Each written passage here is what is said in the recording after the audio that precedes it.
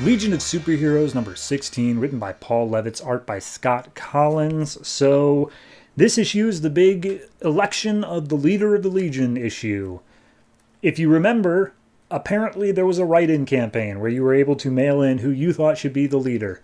I don't know how many votes it got, but this is where it all resulted in. So, everyone's all excited and they're like, oh, I wonder who's going to win. Well, I'm voting for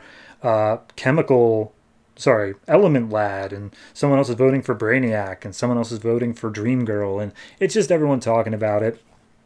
Meanwhile, the one girl, Dragon Song Dance, whatever, one of the new Legionnaires, who cares? She's like, man, I'm going to vote for Brainy, but I don't like it. He's kind of a dick. And Brainiac overhears it, and one of the other Legionnaires is like, you want me to go talk to her? Maybe see if you guys can find some common ground? And she's like, no, she's got my vote. I don't care. Or I got her vote. I don't care if she actually likes me or not. But he comes across Glorith, and it was just like, hey, we got to deal with last issue, where you just disappeared randomly. So then we cut to I'm going to call it the A-plot, because the election genuinely doesn't seem like the A-plot. But we cut to the A-plot where Chameleon Lad, Shrinking Violet, or Violet, something like that, and Saturn Girl are all making their way to a place where big dude named Validus from the Fatal Five is being stored, and their Gravity Kid is watching over him, just being like, nah, he's in there, he's trying to bash his way out, but he's never been able to make any progress because this prison is impenetrable. And so Chameleon Lad and Shrinking Violet both shrink their way to go in between the atoms of the prison and then come out on the other side, and they see him in there and just like, okay, well, he's definitely in here, but what's up, Chameleon Lad? Why do you think that it's not him? And he's just like, I don't know, I just got a feeling. So they try to avoid his punches for a while, and it's spread throughout this, but I'm just going to skip to the thing of Chameleon Lad has a hunch. He grows to the same size as Validus. He imitates him and looks the same, and as the real Validus throws a punch, turns out that it's just a hologram. He wasn't in there the whole time. And Mon-El is watching this on the camera. He's like, how could I be so stupid to think he was actually in there? So, yeah, anyway, that's the thing. So then we get the other plot, which I don't even know what's happening. Starboy is apparently out of his wheelchair, which I didn't even know was a thing that could happen.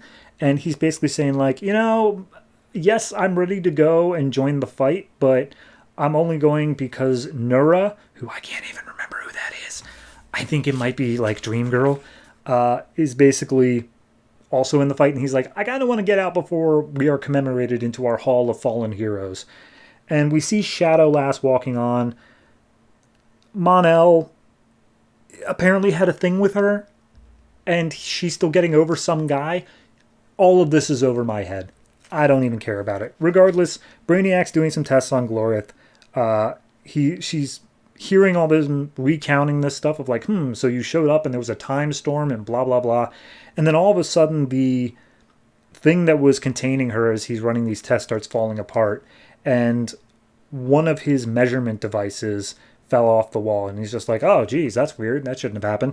And when he runs some tests on it, he sees that literally every single setting has been desynchronized from what it should be. And he's like, that shouldn't happen. Somebody must have messed with it. But Glorith has already walked out of the room. She doesn't want to be a part of this anymore. So, I don't know. That's a thing. Anyway, they did the whole thing where they found out Validus is fake. Mon-El is like, oh, I should have...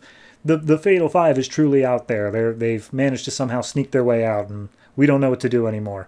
And then Cosmic Lad's like, hey, Mon-El, suck it up. You were a good leader. You did what we could do, and you're still up for election. Whoever's leading will lead the Legion in the right direction. And they shake hands and say, yes, may the best person wins. And at that point, Invisible Kid calls in and he's like, hey, can I cast my ballot? And he's like, yeah, you're literally the last one to do it. And he presses the button, and we find out that the new leader of the Legion of Superheroes is Phantom Girl. Okay. It means nothing to me. Bravo, Phantom Girl. The only thing they did was at the very beginning of the issue had Phantom Girl say, I don't really want to be the leader, which really makes you wonder how she got nominated. But either way, we get one last epilogue page of an entire traffic jam, I guess, in space, and then all of a sudden a quark relay does something over and over again to keep them in the space, and then all of a sudden it stops working, and they all start falling out of the sky. So bad things happen. Phantom Girl, congratulations. I don't get it. I don't understand why this issue, like, why did we need to have the election for the new leader? If this is a thing that just happens, because they mentioned terms, so if it's a thing that just happens regularly, I guess I could understand that, but I don't understand why it's happening now. I guess, I don't know. I think the writing campaign was really just weird to me.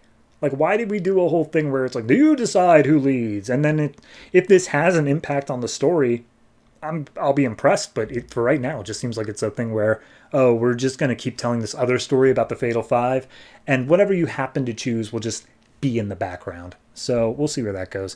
As for all the intersocial stuff of like, oh, Mon-El, we used to be lovers, but I'm still grieving over my other one. Dear Lord, I don't care. And that's not because like you haven't tried to make me care. It's that I don't know these characters you're talking about. The name of the one guy, let me see if they say it. Name of the guy, let's see here. You're still in mourning Nigri, and no, they never actually say his name. They just say it's time to get past him. And it's because you hated him. Wasn't his sacrifice a good enough time to show that he was a good man? I don't know who the hell they're talking about. Anyway, I'm going to give this one I'm going to give it a 4. It's passable. It is there. It is an issue of a comic book. But I cannot say anything better than that.